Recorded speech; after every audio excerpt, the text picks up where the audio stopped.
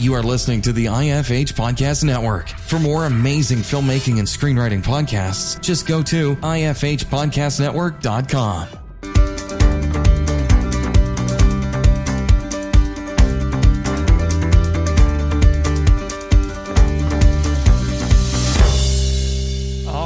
Welcome to the Successful Screenwriter Podcast, where we discuss anything and everything screenwriting. Here we interview successful screenwriters and filmmakers to find out just what it takes to make it in the industry. Welcome to the podcast. We have on an awesome duo of writers, CM Bratton and Hi. Kerry Valderrama. Thanks for being on, guys. Sure. Super happy to be here. You wrote a really cool script, and it's also a comic book now. It's a graphic novel called O.B.E, which stands for Out of Body Experience. And looking at this work, it reminds me of like a neo-noir, futuristic kind of Blade Runner, Minority Report type of future. And I thought it was really cool. And the book itself is beautiful. I heard you guys just got distribution with the graphic novel. Yes, we just got published, on April 28th through Antarctic Press, which is, just an outstanding publishing company. They've been, really championing the independence for 35 years now. Right. And have just published, some incredible works. But there's, certainly still willing to take a chance out there, even a 35-year-old publisher, on some crazy stuff that we write. Well, I think they did publish Warrior Nun, didn't they? They did. Did. and that ended up on Netflix, which Yeah. which I actually binge watched. BT does. Oh. So I actually thought it was a really cute, really fun show. So I thought it sounds like you're on a good publisher to really get this thing out there. And we all met through the Script Summit Screenplay Contest, which I happen to be a director of. And you guys won Best Sci-Fi, which is pretty amazing. Thank you very Congratulations on that. much. Taking a chance on us. Great night. And yeah, it was an incredible experience. And really that's kind of how we first took it, which was working on the screenplay and making sure that the story elements all worked, and then kind of going through the screenplay circuit. Right. The Script Summit, Austin Film Festival, Screen Crafts, Creative World Awards, and just really being very just gracious and loving the response that we were getting with the script, and then being very confident knowing that when the process started happening and converting over to graphic novel, that we had a great story, right, that people would love.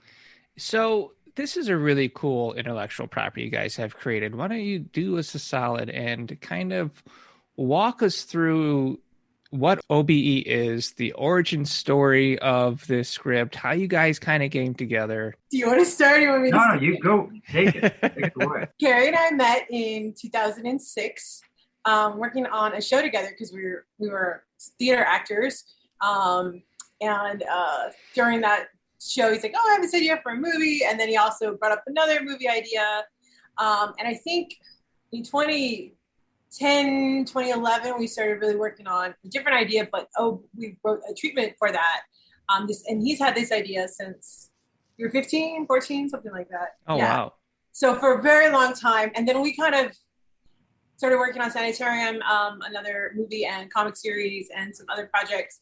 So time kind of went on. And then in 2017, Kerry brought up O.B.E again. Was it 2018? 2017, 2018, yeah. Somewhere in there. The COVID year has like messed up my timeline. Well, yeah, I get it. Like, where is it? So then we wrote a first draft, and then we wrote like another 30 drafts. Good. Then we wrote a pilot version of it because people had inquired if we were interested in it being a series. Right. So that was really exciting to write the pilot. Got some great input from you guys at We Fix Your Script. Neil Chase helps you with that. He's pretty Yes. amazing. Yes, honestly, really just incredible feedback, incredible help in getting the pilot where we almost took screencraft. We were this close. Oh, yeah. You bang your head a lot of times in a wall, and sometimes you need, even if you shift your position, you need somebody else to move the wall for you to be able to pass the problem, or things you couldn't really like click through because when you start world building, it's like, oh, well, we're doing this, but why? And why does that work? And then sci-fi. So we definitely like having some basis in what is real science now. Well, I think world building wise, you guys have something really original and cool. I mean, a lot of times you can see properties out there and you go, okay, I can see what they stole from, right? Or I can see what they were influenced by. But looking at O.B.E, it feels very original. It feels as if you guys took like a futurist approach to it, saying, okay, this is where we are now. Where will we be, if this were to happen? And I was noticing that. And I thought that was really cool because it kind of brings you into it and it gives you almost like a grounding point to be able to go like, okay, this is feasible. This is something I can understand. Now, tell us about what O.B.E or O.B.E is specifically, which is your unique concept. It all centers around the premise on what would happen if the entire population tomorrow could astral project. Okay. If we could all have this out-of-body experience. Sort of prove the existence of the soul. Okay. And what would happen to the world? And so instead of examining the world, we just examined San Antonio, Texas, which is, of course, where we are. But mirroring what is taking place all throughout the planet. And which, because of this premise and because of what ends up happening, the world becomes a dystopian future. Right. And then, so if that happened tomorrow, then what would San Antonio look like 40 years from now? Yeah. And so that's kind of where the premise starts. And then we go 40 years into the future, and everything is just a big mess. Well, I think it's really interesting. So you talk about the use of DMT, for instance, which is a natural compound in the brain that can be released, which people science, pseudoscience says that that is how people can experience out of body experiences, or astral projection is through a release of DMT. And then if you look at I've done my research, guys. So if you look like mystics, they supposedly can release DMT at will, and then that's how they can enable their magic or healing or spiritualism, right? So now things like ayahuasca, which is the poison that you drink, that can release DMT as well, which can send you on a crazy trip.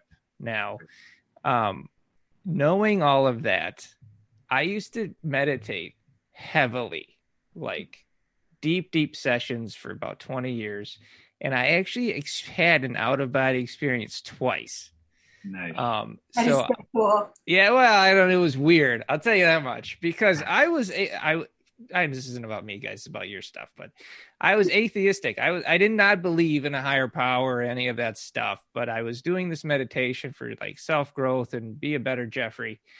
And then I had this experience, and I went, oh, okay, I need to rethink things now. So yeah, so definitely cool. So reading what you guys have done is really interesting. And I like that you have this neo-noir feel to it, where they're trying to solve a crime. There's a reason why they call it the spirit molecule, right? Yeah. And you have just countless millions of these types of experiences where people are either floating over their bodies, they're watching whether or not it's on the operating table or it's on the meditation table, of this experience of floating around, having the astral cord, and so one has to wonder on the reality of it. It's like the old Buddhist proverb where you can't explain how an orange tastes, right? You have to taste the orange. Yeah. And so people can tell you, oh, I've had this out-of-body experience. It was amazing. I'll just tell you it was weird. And, that's it. Like, that happened. I could see, but my eyes weren't open. I could tell you exactly what's going on in the room, but I wasn't there. And creepy stuff where I was kind of, I don't know, like 3/4 of the way outside so I could see just above me. It was weird stuff, but it happened. And what I like about your book is that somebody weaponizes it, which I have never heard of ever in a concept of somebody astral projecting and then just going on a murder spree. And then your guys trying to figure out why. And I think it's really interesting. In this story, you've set up this really cool world, and you have this kind of linear narrative of solving the murder. Is this going to open up into a wider conspiracy? Very much so, right? I mean, we wanted to take the first one in your classic detective story, in an unseen world where you have this detective trying to unsolve the case, right? Which everybody can relate to, everyone's seen, everyone knows.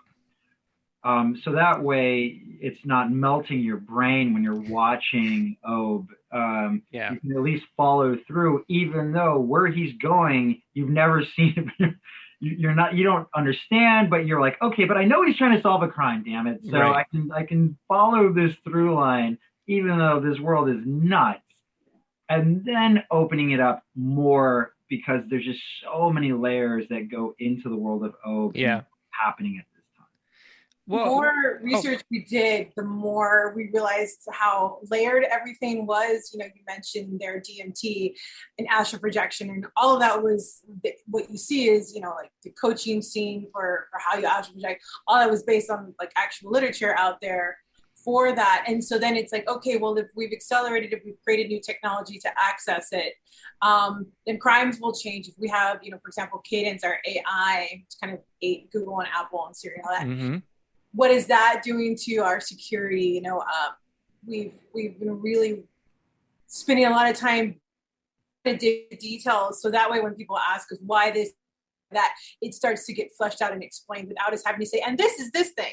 Right. It's kind of there, and then sort of over time, like Kerry says, don't get lost when you're searching for the murderer, but it's all building around you. No, so I like that approach, and I'll tell you why. Because I've done this for a while, and when I've mentored students, and I've had scripts come in where they try and create like a sci-fi dystopian future, and then they're explaining like the futuristic buzzsaw chain gun thing that does this very specific round that it shoots, and there are a certain amount of RPMs that the chain spins at, and creates mutilates the guy in whatever way, and like nobody cares, like, because a lightsaber can just be a lightsaber. We don't need to know how the lightsaber works, and so it just, does it fit into the world, and can we accept it for being what it is? And so creating a world that way, where it feels natural, but you have a reason behind it, but you don't have to go out of the way to explain it.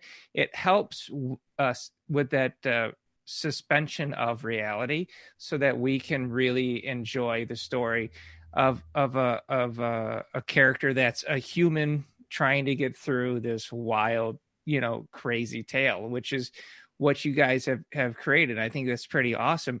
And just the look of the book, this is a beautiful graphic novel. I mean, the art is amazing. It's up there with any of the A comic books that you can read. A lot of times you see indie stuff and then the art is like, it's okay. This looks like it was done by DC, Marvel. I mean, this is a beautiful book. And that's, once again, Crystal had mentioned it before. When we worked on our previous project, which was Sanitarium, which is an anthology psychological thriller that we then converted into a comic book. We then started going to like Comic-Cons and things of that nature to promote the book and to promote the movie, is where we met Lee Duig, and then through Lee Duig met Christopher Allen. And so it really was, us writing and then creating something that then led to then the people that would partner with us to give us the, draw and color this amazing book. And so we were very fortunate going to these Comic-Con conventions and then meeting these people, and then them saying, yeah, we'd love to work with you on whatever new project that you have. And exactly that. Lee Duick and Christopher Allen, they're both 20-year Marvel, DC veterans. I mean, these guys, Wow. Star Wars, Iron Man, Captain awesome. America, Deadpool. Galaxy, Ant-Man. Yeah. I mean, these guys are just top of the line. And they live in San Antonio. Exactly. Oh, really? And so just like they couldn't believe that we lived here in San Antonio, we couldn't believe that they lived here in San Antonio. Awesome. And they're like, wait, y'all did Sanitarium all here in San Antonio? We're like, yeah. What, you did Iron Man here in San Antonio? And they're like, yeah. We're like, okay, we should all like work together and do that. And so it's just been an incredible process on going from the writing to then the drafts and the art and then the color. It's just been such an incredible experience. This podcast is brought to you by thesuccessfulscreenwriter.com, where you can find instructional books, videos, courses, and screenplays of Hollywood's biggest hits to download. As an added bonus, visit www.thesuccessfulscreenwriter.com to download the Guide for Every Screenwriter for free. Yes, free. Available exclusively at thesuccessfulscreenwriter.com. Now, back to our show. That shows you how networking really is a great path towards success, right? I mean, just you're networking at Comic-Con, and because you have a great IP, and since you have a great IP, you've got artists and talent that want to be involved in that IP. If your IP sucked, but you're likable, right, there's probably a lower chance of bringing on that talent. But you've got a really cool idea, great concept with a cool character and thing. I mean, you got the whole package here. And I think it's awesome that you wrote the script, you developed it into a TV show, still went forward with the graphic novel. So, one thing of finding success is creating kind of that base or community or interest around an IP, and then that can help foster a script into existence to get shot and made. And it sounds like that's the approach you guys are taking. You're going to build this thing out. You're going to get a huge fan base, and then I'm going to be watching this on Netflix. That's what I think is going to happen. We're certainly hoping for that. We are working towards that. And so, I mean, not only with the script, the graphic novel, the comic books, the pitch decks, pilot, we absolutely are making sure that the arsenal is full. Yeah. So that way, when we are able to have those meetings, that we are, we're ready to go. And you're bringing out talent. I mean, that's the thing, is like, this is really good stuff. You have to take an IP like this and make it so good that eventually they just can't keep saying no. Right. And I think that's where you guys are going with this. And I'm just excited. I wanted to bring you on because I really see this is going somewhere. You guys getting distribution, I think, is the first step of many major breakthroughs to come. And eventually I'm going to have you guys back on and we're going to be talking about this again. So tell me what the future is, because you just had this big moment here where you get, is it national distribution? Yeah. That's so amazing. Every comic store in America will be carrying O.B.E. Yeah, that's fantastic, guys. I'm so excited. So you've got this huge distribution for this comic book. So what is the next step? Are they going to be doing Comic-Cons? Are you going to be going to those? I don't know right now with COVID how things COVID are. is making that a little bit more difficult. Okay. Initially, yes, the plan, hit the Comic-Con, do the circuit. Right now, we're not 100% on when that will resume. Okay. But we have broken up the book into 4 parts. So April, May, June, July, issues 1 through 4 will be coming out. And of course, we will be doing, promoting signings, everything we possibly can. Once the book comes out, we're going to find out exactly if there is talk that Comic-Con is going to be going back on in November. Okay. And then if that's the case, then, Antarctic will be there, with the booth. And then we're going to be doing a big trade. As well as, meetings and pitches and everything else. And then hopefully at the end of the year, have more big announcements. Yeah. So you got the 4-part series going. Are you guys doing this on digital as well? Yes.